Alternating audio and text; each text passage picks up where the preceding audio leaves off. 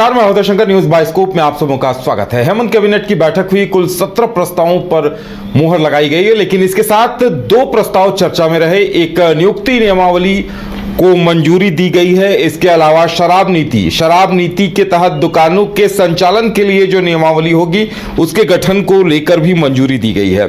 इसके अलावा और भी कई प्रस्तावों को मंजूरी दी गई है। झारखंड सरकारी माध्यमिक आचार्य, प्रधानाचार्य, शिक्षकेतर कर्मियों की नियुक्ति और सेवा शर्त नियमावली को स्वीकृति दी गई है।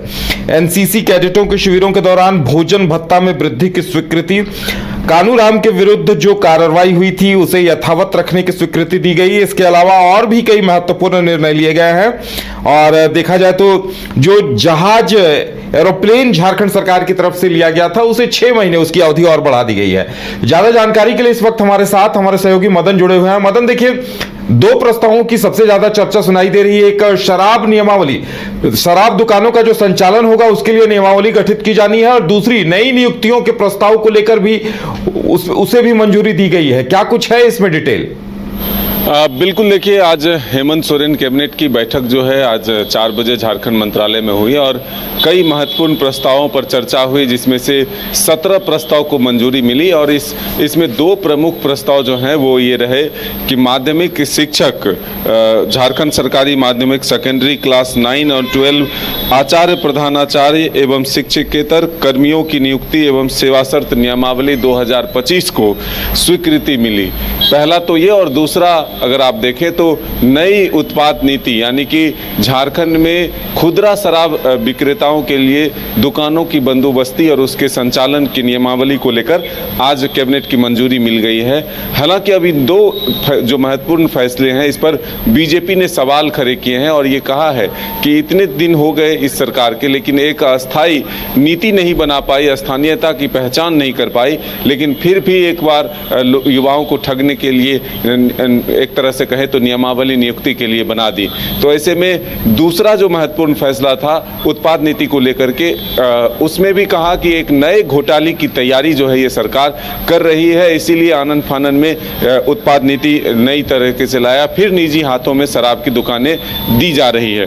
तो ऐसे में हम ये कह सकते हैं कि 17 जो महत्वपूर्ण फैसले हैं वो आज कैबिनेट की बैठक में लिए गए, जिसमें और भी कई महत्वपूर्ण फैसले हैं। मधुपुर में शहरी जलापूर्ति योजना को सुदृढ़ करने के लिए लगभग 76 करोड़ रुपए की स्वीकृति दी गई। और अगर आप देखें तो कई महत्वपूर्ण फैसले हैं। राज्य के वीवीआईपी के सरकारी उड़ान कार्यक्रम हेतु जो हेलीकॉप्टर राज्य सरकार ने लिए हुए हैं उसको एक्सटेंशन दिया गया है 6 महीने के लिए। गिरिडीह जिला अंतर्गत बरकीटा 3 पतली डोकीडीह गिरनिया मोड़ में 11.65 किलोमीटर की सड़क जो है उसके निर्माण के लिए और हस्तांतरित करने की योजना को एक तरह से स्वीकृति दी गई। आयुष्मान भारत मुख्यमंत्री जन आरोग्य योजना अंतर्गत 70 वर्ष की आयु से अधिक आयु वाले झारखंड राज्य के वरिष्ठ नागरिकों को आयुष्मान वय वंदना योजना से आच्छादित करने की स्वीकृति दी गई। एक नई योजना की भी शुरुआत करने की जो है एक तरह से इसमें स्वीकृति मिली है।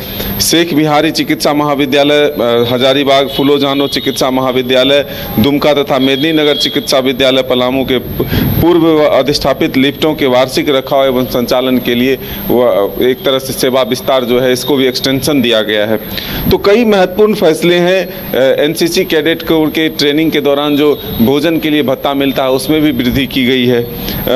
और भी कई महत्वपूर्ण है जो मतलब देखिए, जेपीएससी के जो अभ्यर्थी हैं आंदोलन पर बैठे हैं, भूख हड़ताल पर बैठे हैं पिछले हफ्ते भर से और लगातार आंदोलन कर रहे हैं। उन्हें उम्मीद थी कि कैबिनेट में कुछ होगा, लेकिन उन्हें फिर निराशा हाथ लगी है। देखिए, मुख्य रूप से परीक्षा के परिणाम की मांग की जा रही है। ऐसे में जेपीएससी पर यह निर्भर करता है और जेपीएससी के खिलाफ वो लोग आंदोलन में बैठे हैं कि परीक्षा के 10 महीने बीत गए हैं फिर भी परिणाम नहीं आए हैं। कैबिनेट से ये उम्मीदें ज़रूर थी कि कुछ और भी नियुक्तियां लाई जाए जिसके माध्यम से उन्हें रोजगार मिल सके, लेकिन आज शिक्षक की बहाली को लेकर के एक नियमावली को मंजूरी ज़रूर मिली है। लेकिन जेपीएससी और जेएसएससी से जुड़े और भी जो उम्मीद लगाए छात्र बैठे थे उनको थोड़ा निराश होना पड़ा। लेकिन लगातार सरकार प्रयास कर रही है।